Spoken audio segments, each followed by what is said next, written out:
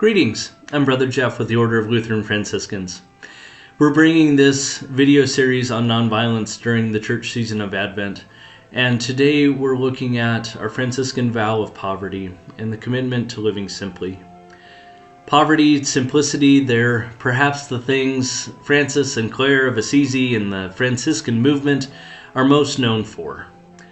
Francis's own biographer, Thomas of Celano, who lived during Francis's lifetime, wrote that Francis was no deaf hearer of the gospel, and he set to put in practice what he heard right away. So how about us today?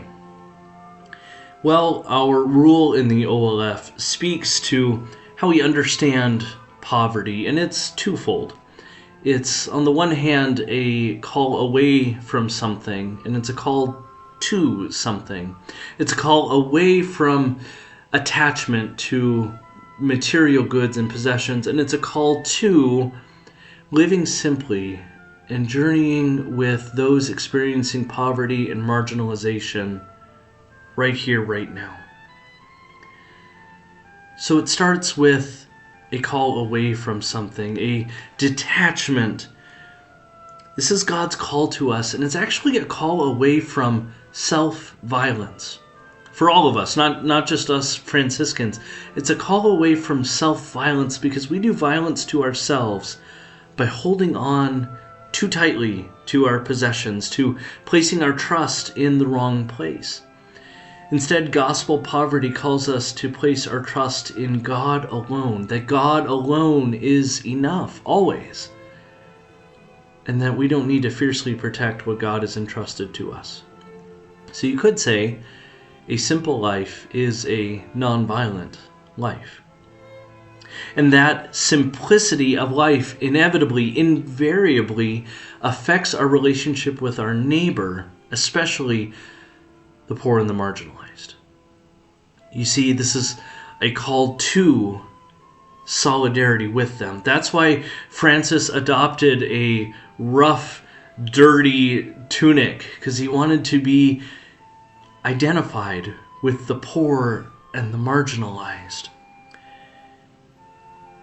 In doing this, we are keeping with Jesus' call. In Luke 3, when he says, for example, if we have two of something, we are to share with our neighbor. Or, for example, in Matthew 25, when he says, whatever you've done to the least of these, you've done it to me. And whenever you feed the hungry and give drink to the thirsty, clothe the naked, visit the sick, or in prison, you're doing it to me, Jesus says. So, through things like advocacy and working for justice and peace, by choosing to give away privilege, and so many other ways of being in solidarity with the poor and the marginalized right here, right now, we are choosing a nonviolent way. You could say a solidarity life is a nonviolent life. Now, none of this is about sounding a trumpet before ourselves or drawing attention to what we're doing. None of that. It's instead about what our rule calls clinging to Jesus. When you're clinging to Jesus, well, that's where our hope is found.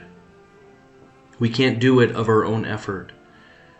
But by clinging to Jesus, and our rule says the Word and the sacraments, we are formed in a different way. Our hope is found in Jesus. It's in Jesus that we see this different way. So like our forerunner, Francis, may we also not be deaf hearers of the gospel. May we choose a gospel poverty life, a living simply, detachment from that which isn't ours to be attached to, and choosing to identify with and be in solidarity with those experiencing poverty and marginalization in our day. This Advent, may God bless you with peace and everything good as we follow Jesus in nonviolence.